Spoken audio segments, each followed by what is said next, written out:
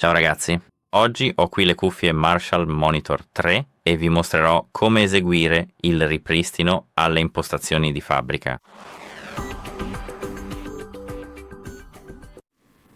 Per prima cosa dovete aprire le impostazioni sul vostro telefono e qui selezionare Bluetooth. Ora scollegate sia le vostre cuffie che queste Monitor 3 alle. Scollega e scollega. Adesso dovete assicurarvi che le cuffie siano accese, quindi date un'occhiata a questa piccola luce. Premete e tenete premuto il tasto M che si trova proprio qui. Questo è il tasto M e il tasto AN key per 5 secondi e dovete rilasciarli quando l'indicatore LED diventa viola. Ora, come potete vedere, abbiamo completato il ripristino alle impostazioni di fabbrica. Arrivederci.